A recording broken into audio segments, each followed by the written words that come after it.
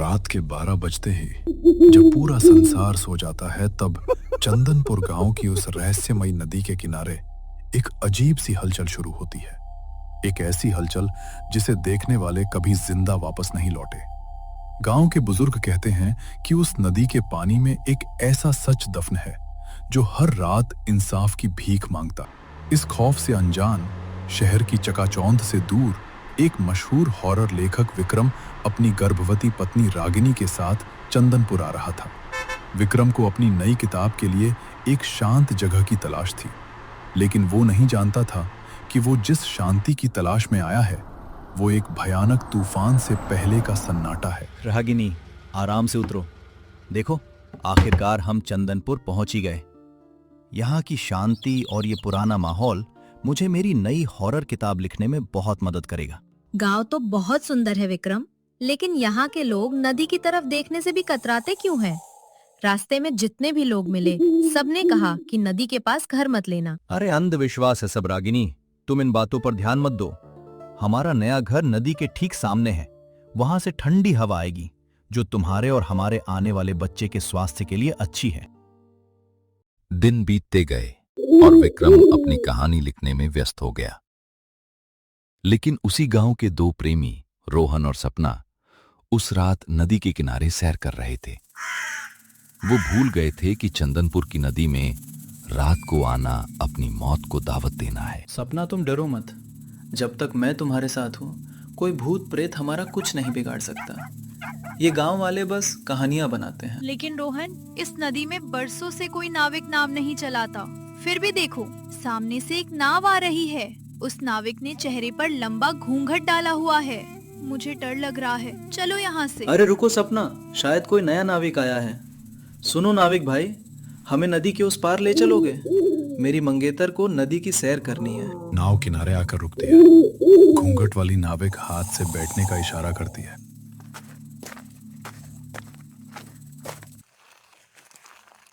आप कुछ बोलती क्यों नहीं? आपका चेहरा इतना ढका क्यों है? सपना, इसका चेहरा देखो, इसकी आंखें तो जलते हुए अंगारे की तरह है। इसके चेहरे का मांस गला हुआ है। ये इंसान नहीं है।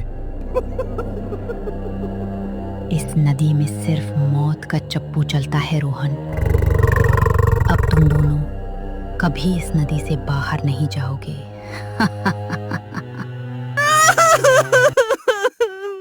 अगली सुबह रोहन और सपना का कोई अता पता नहीं था। पूरा गांव खौफ में था। जब यह बात विक्रम तक पहुंची तो उसकी उत्सुकता और बढ़ गई। वो सच जानने के लिए गांव के मुखिया के पास पहुंचा। वहां सभी लोग उसी की चर्चा कर रहे थे। विक्रम के पूछने पर सरपंच कड़ा जवाब में बोलता है। विक्रम बाबू, आप शहर से आए लेखक हैं, इसलिए आपको चेतावनी दे रहा हूं।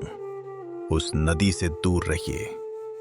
कल रात वो दोनों भी पार्वती डाकिन का शिकार हो गए। मुखिया जी, मैं एक कहानीकार हूं और मैं जानता हूं कि बिना वजह कोई आत्मा नहीं भटकती। आखिर ये पार्वती कौन है और वो नाविक बनकर लोगों की जान क्यों ले रही है? 10 साल पहले पार्वती का पति माधव इस गांव का सबसे गरीब लेकिन ईमानदार नाविक था। एक रात अचानक बीमारी से उसकी मौत हो गई। पार्वती बेसहारा हो गई। अपना पेट पालने के लिए उसने अपने पति का चप्पू उठाया। लेकिन इस गांव के घमंडी नाविकों, खासकर जगत सिंह को यह बर्दाश्त नहीं हुआ कि एक औरत नदी पर हुक्म चलाए। ए पार्वती, औरत का काम चौका चूल्हा करना है, मर्दों की तरह नदी पर नाव चलाना नहीं। अगर दोबारा यहाँ नाव उतारी तो हाथ पैर तोड़कर इसी नदी में फेंक देंगे। जगत सिंह, ये नदी किसी की जागीर नहीं है। मेरे पति की नाव है। मैं मेहनत करके खा रही हूँ, भीख नहीं मांग रही। मैं नाव चलाऊंगी। पार्वती ने हार नहीं मानी, लेकिन समाज की क्रूरता उसकी हिम्मत से बड़ी निकली। एक रात एक ऐसी घटना घटी जिसने पार्वती को हमेशा के लिए एक तड़पती हुई आत्मा बना दिया। एक तूफानी रात, पास के रुद्रपुर गांव का एक गरीब आदमी अपने मरते हुए बच्चे को लेकर नदी किनारे आया। उसके पास नाविकों को देने के लिए पैसे नहीं थे। जगत सिंह और बाकी नाविकों ने उसे दुत्कार दिया, लेकिन पार्वती का ममता से भरा दिल पिघल गया। उसने बिना पैसों के उस बाप बेटे को अपनी नाव में बिठा लिया। इससे गुस्सा होकर जगत सिंह और उसके आदमियों ने बीच नदी में पार्वती की नाव को घेर लिया। बहुत बड़ी मसीहा बनती है ना तू, हमारा धंधा चौपट करेगी। आज तेरा और तेरी इस नाव का किस्सा ही हमेशा के लिए खत्म कर देते हैं।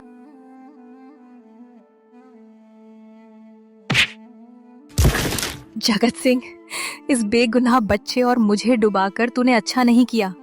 मैं वापस आऊंगी। इस नदी का पानी गवाह है। मैं हर उस इंसान को तड़पाऊंगी जो इस नदी पर आएगा। मैं वापस आऊंगी।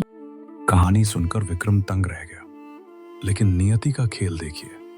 उसी रात विक्रम की पत्नी रागिनी को प्रसव पीड़ा शुरू हो गई। बाहर भयानक तूफान था। गांव में कोई डॉक्टर नहीं था।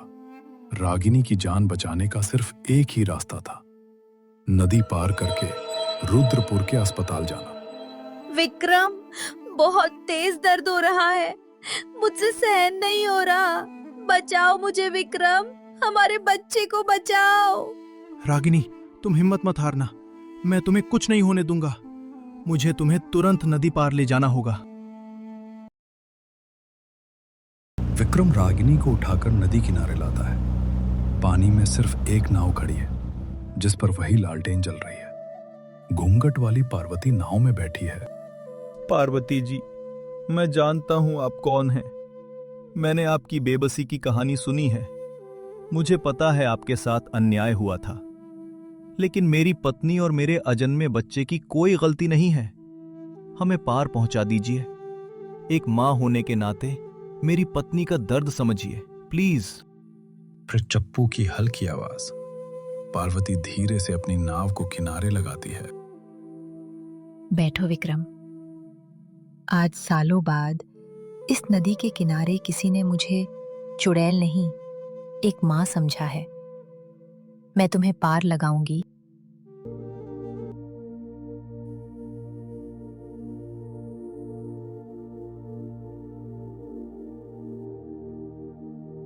अस्पताल के कमरे में बच्चे के रोने की किलकारी। फिर 3 दिन बाद विक्रम अस्पताल से गांव वापस आया। चमत्कार हो चुका था।